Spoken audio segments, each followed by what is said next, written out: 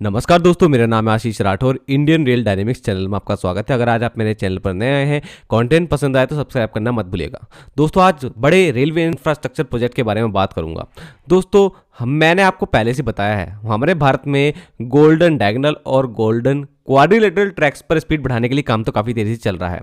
इनके साथ में ही ब्रांच लाइन जो जुड़ी हैं, वहाँ पर ट्रेनों की स्पीड बढ़ाने के लिए डबलिंग और मल्टी ट्रैकिंग का काम होना है।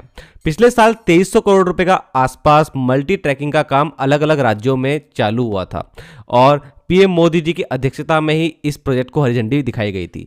इस वीडियो को आप देख लीजिएगा, इसमें आपको इसकी जानकारी मिल जाएगी। और इस बार भी बहुत जल्द ही 2024 की शुरुआत में ही एक बड़े प्रोजेक्ट को दोबारा से हरी झंडी दिखा दी गई है। पीएम मोदी जी की कैबिनेट ने एनओडी दी है 6 मल्टी ट्रैकिंग प्रोजेक्ट को। और बात करेंगे प्रोजेक्ट के बारे में, कौन से राज्य में कहां कहां पे क्या क्या होने वाला है और क्या इसके फायदे होंगे। देखिए, ये जो 6 मल्टी ट्रैकिंग प्रोजेक्ट है, इसको एनओडी दी है cabinet committee on economic affairs CCEA ने, जिसको हेड करते हैं पीएम मोदी जी खुद, और उन्होंने ही इसको अप्रूव कर दिया है। अब ये प्रोजेक्ट क्या होने वाला है, देखिए 6 स्टेट्स जिसके अंदर राजस्थान, गुजरात, तेलंगाना, आंध्र प्रदेश, असम, नागालैंड आ जाते हैं। इनके अंदर लाइंस का डबलिंग और मल्टी ट्रैकिंग का काम होगा।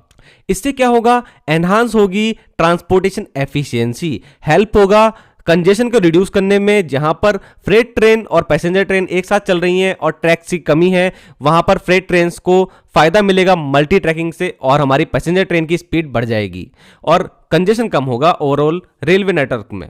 सबसे पहला जो प्रोजेक्ट होने वाला है वो राजस्थान में है। अजमेर से चंदेरिया के बीच में 178.28 किलोमीटर, जो कि रूट किलोमीटर में आपको बता रहा हूं, और बैकग्राउंड में जो जानकारी सरकार ने वीडियो के माध्यम से दी है, इसमें ट्रैक किलोमीटर दिया गया है, जिसके अंदर हमारी और भी रनिंग ट्रैक्स जो बनने हैं, चाहे वो यार्ड तक हो या फिर अलग एक्स्ट्रा लाइंस भी हो, तो उनको भी इंक्लूड कर लिया जाता है।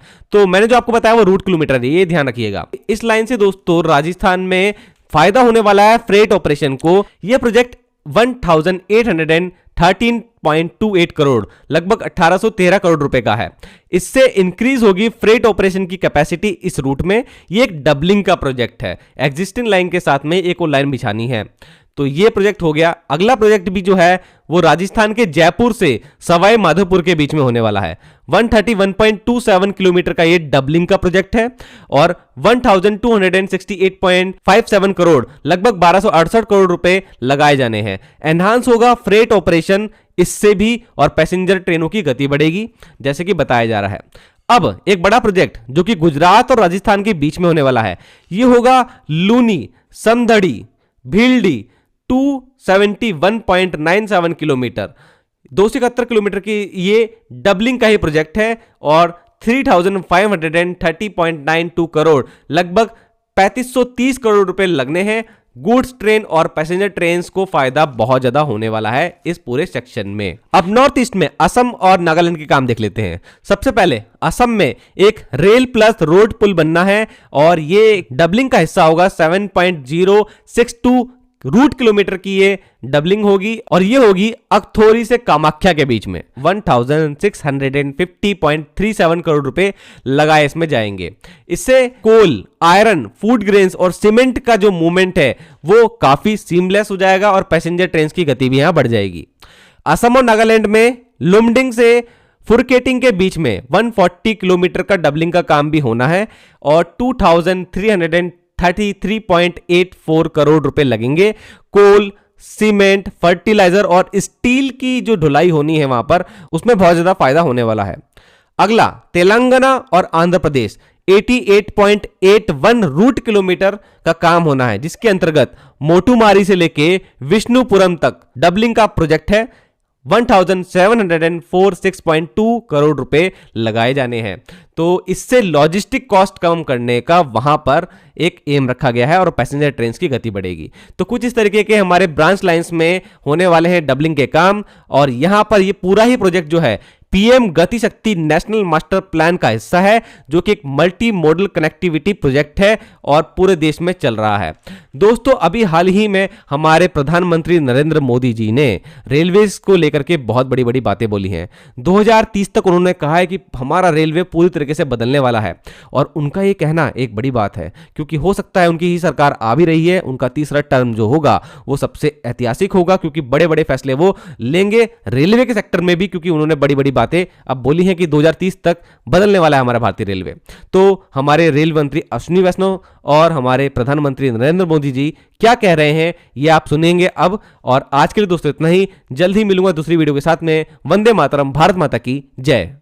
सरकार ने ऐलान किया है कि वंदे भारत एक्सप्रेस जैसी 40,000 आधुनिक बोगियां तैयार कर उन्हें सामान्य ट्रेनों में जोड़ा जाएगा। इससे सामान्य यात्रियों का सफर और सुविधाजनक हो जाएगा। जब भी कहीं लोगों को परिवार के साथ लंबी यात्रा पर जाना होता है, तो भारतीय रेल आज भी सामान्य परिवार की पहली पसंद होती है। भारतीय रेलवे आज एक बहुत बड़े ट्रांसफॉर्मेशन के दौर से गुजर रही है। इस दशक के अंत तक भारतीय रेलवे का पूरी तरह कायाकल्प होने जा रहा है। If you invest 100 rupees in a classic infrastructure sector, generally the multiplier is 2.4, 2.9, 3.4, 3.6. If you invest 100 rupees in railways, the multiplier is actually of the order of 4 plus. Depending upon how you compute it, the multiplier is actually of 4 plus, which means you invest 100 rupees in railway sector and you get a return in the economy which is 4x that, which is 400 plus.